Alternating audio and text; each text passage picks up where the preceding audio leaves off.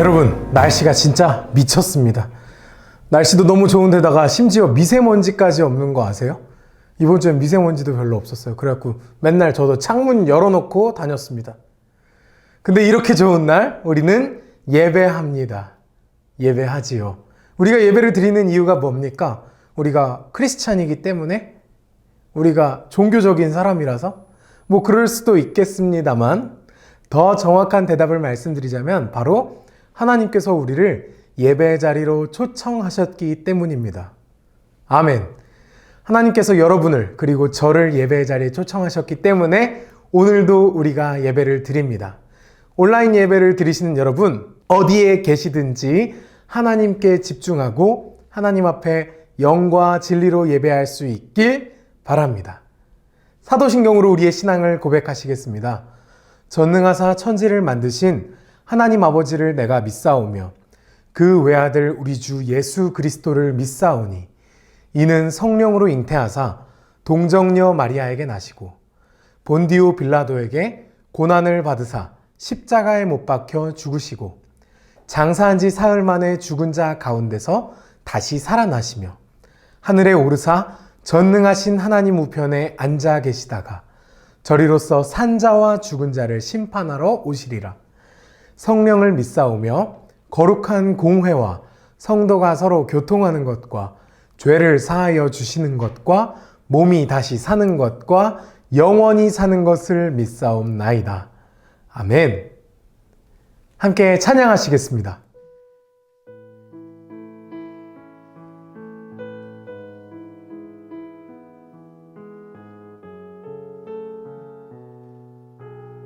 하나님의 마음을 묵상하며 고백합니다.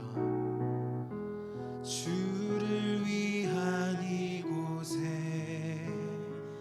예배하는 자들 중에 그가 찾는 없어 주님께서 슬퍼하시네. 주님이 찾으시는 그 한 사람 그 예배자 내가 그 사람 되기 간절히 주께 예배하네. 주은혜로 이곳에서 인내 주임제에 엎드려 절하네. 그 어느 것도 난 필요 없네. 주님만 경배해. 주은혜로 이곳에서 있네. 주임제에 엎드려 절하네. 그 어느 것도 난 필요 없네. 주님만 경배해. 우리 처음부터 함께 찬양하겠습니다. 주를 위한 이곳에 주를 위한 이곳에 예배하는 자들 중에 그가 찾는 이 없어 주님께서 슬퍼하시네.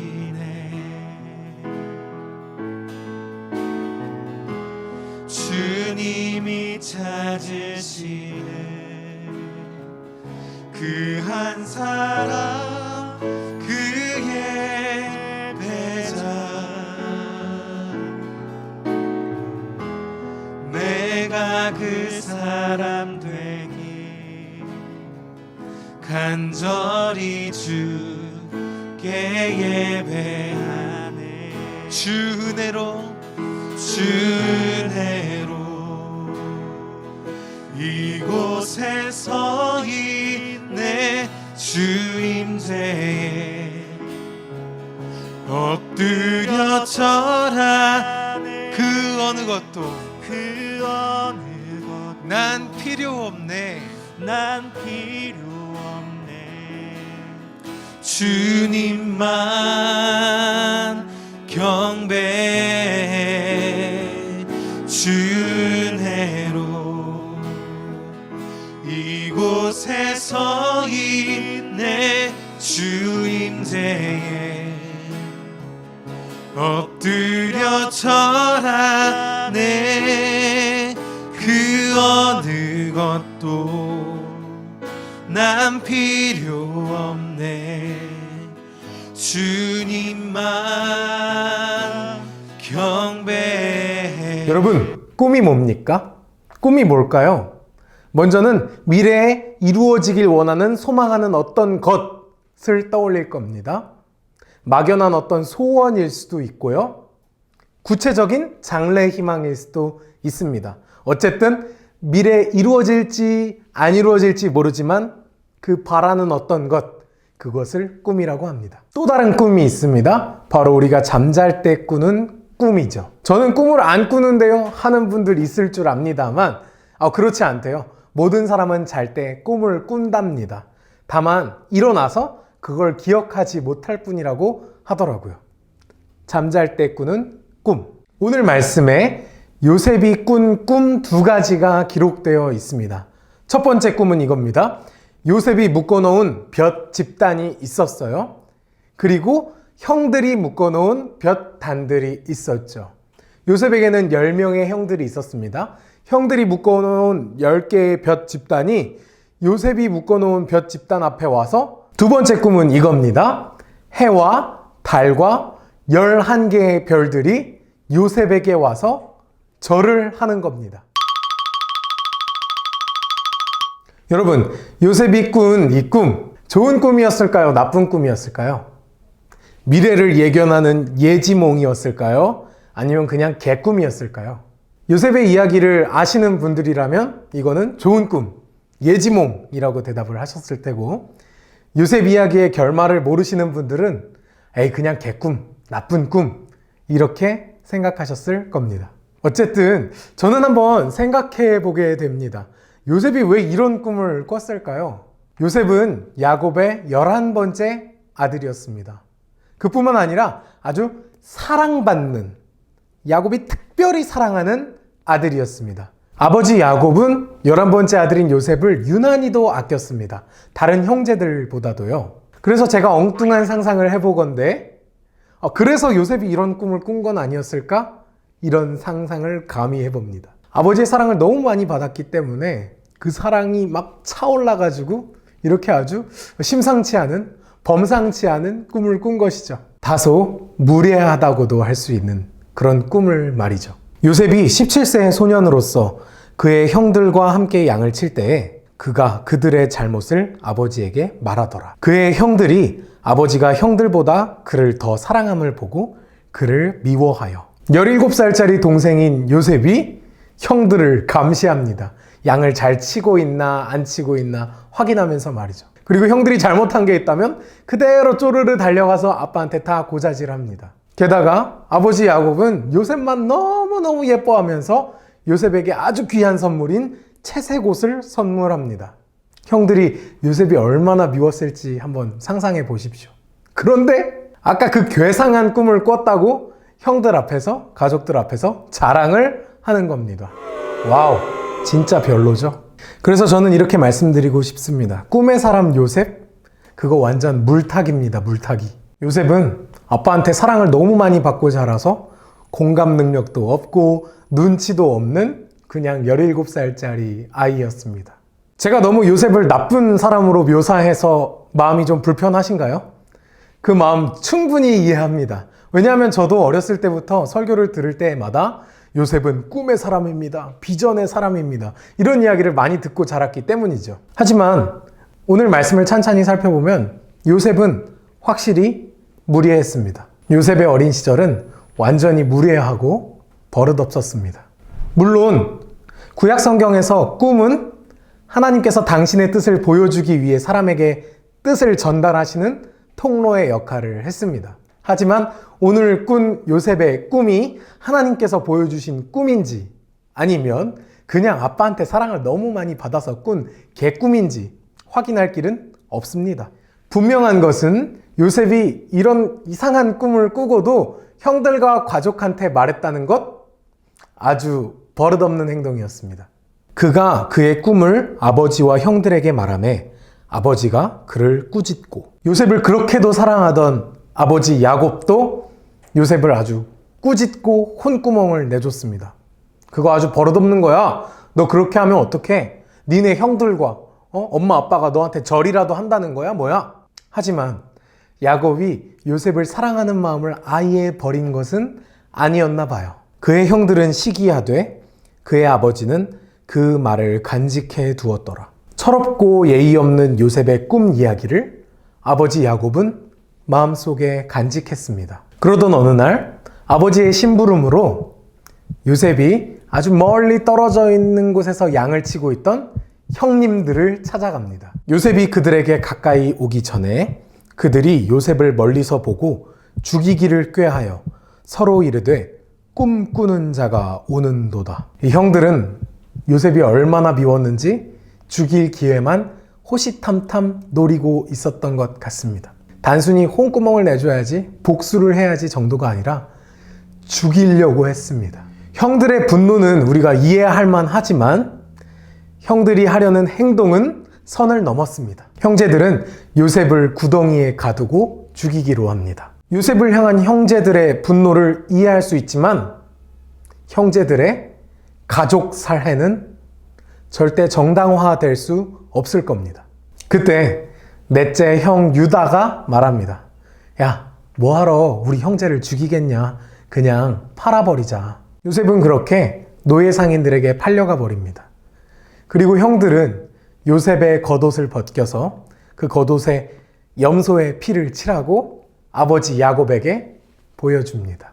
야곱이 그 피 묻은 요셉의 겉옷을 알아보고 얼마나 절망했을까요? 내 아들의 옷이라. 악한 짐승이 그를 잡아먹었도다. 요셉이 분명히 찢겼도다 하고, 야곱이 정말로 사랑했던 아들이, 그 요셉이 죽었습니다. 이제는 다시는 볼 수도 없고 만질 수도 없습니다. 야곱 마음 한켠에는 그게 제발 예지몽이었으면 좋겠다, 좋은 꿈이었으면 좋겠다 생각했을지 모르겠지만 결국 개꿈이 되어버렸습니다. 나쁜 꿈이 되어버리고 만 겁니다. 물론 요셉은 죽지 않았습니다. 하지만 야곱에게 요셉은 죽었습니다. 다시는 그를 볼 수 없다는 절망감이 야곱의 평생을 뒤덮었을 겁니다. 그리고 형들이 어떻게 지내고 있는지 한번 보고 오라는 그 부탁을, 그 심부름을 맡겼던 것을 평생 후회하면서 죄책감 속에 살았어야 했을 것입니다. 오늘 말씀 마지막인 37장 마지막 절은 이렇게 끝납니다. 요셉이 이집트 칭위대장 보디발의 집으로 팔려갔다. 요셉은 이집트의 노예가 되면서 오늘의 말씀은 끝납니다. 이 타이밍에서 다시 한번 여쭙습니다. 요셉의 꿈은 개꿈이었습니까? 아니면 좋은 꿈이었습니까?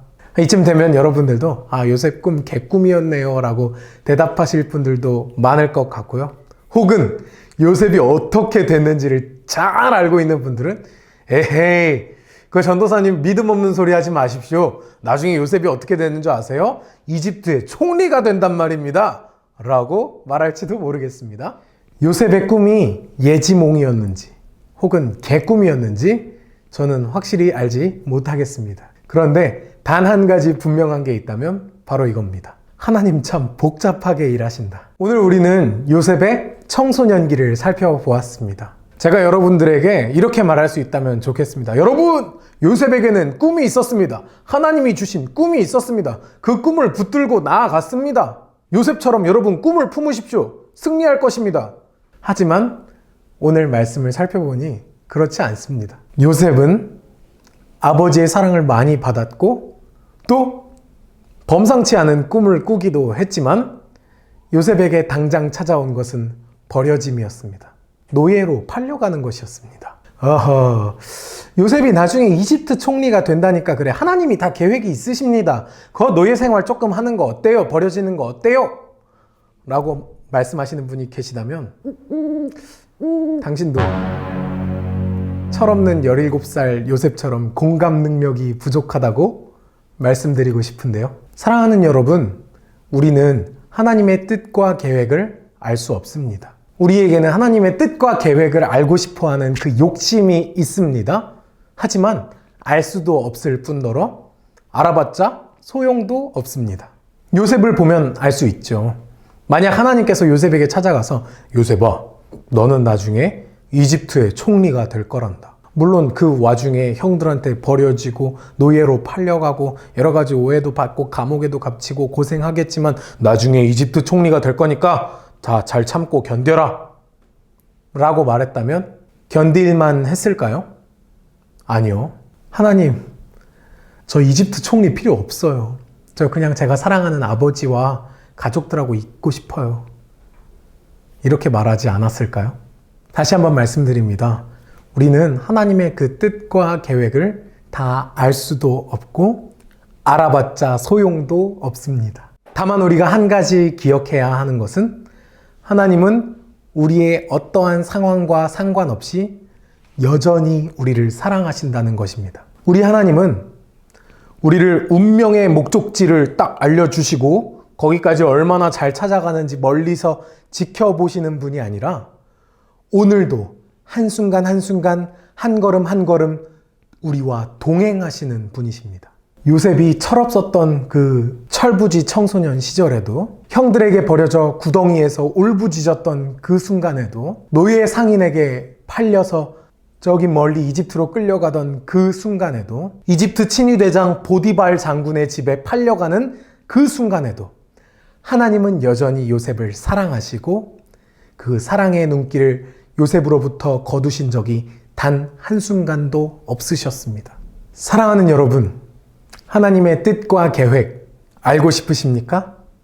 알 수 없습니다. 알아도 소용없습니다. 다만 하나님께서는 우리를 여전히 사랑하시고 요셉을 그 모든 순간 가운데 사랑으로 지켜보셨던 것처럼 그 사랑의 눈길로 오늘 이 순간도 우리를 바라보고 계십니다. 하나님께서 우리와 함께 하십니다. 여러분, 어떠한 상황 가운데 계신가요?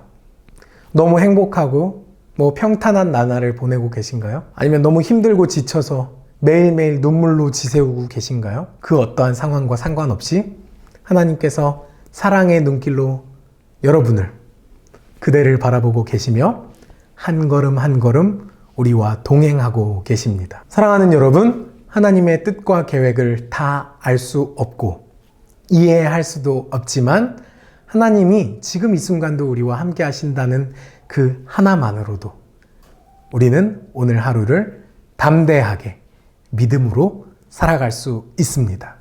앞으로 요셉의 여정을 기대해 보십시오. 주신 말씀 기억하며 거듭의 기도 드리도록 하겠습니다. 사랑의 하나님 아버지, 감사합니다. 너무나도 흐릿하고 어려운 하루하루를 살아가는 우리이지만 언제나 우리와 동행하시며 그 사랑의 눈길을 거두시지 아니하는 하나님을 의지하며 오늘도 하나님 앞에 믿음으로 나아갑니다. 예배하며 나아갑니다. 언제나 내가 하나님을 의지할 수 있길 원합니다. 예수님의 이름으로 기도드렸습니다. 아멘. 예수님께서 가르쳐 주신 기도로 예배를 마치겠습니다. 하늘에 계신 우리 아버지여, 이름이 거룩히 여김을 받으시오며 나라가 임하시오며 뜻이 하늘에서 이루어진 것 같이 땅에서도 이루어지이다. 오늘 우리에게 일용할 양식을 주시옵고 우리가 우리에게 죄 지은 자를 사하여 준 것 같이 우리 죄를 사하여 주시옵고 우리를 시험에 들게 하지 마시옵고 다만 악에서 구하시옵소서. 나라와 권세와 영광이 아버지께 영원히 있사옵나이다. 아멘.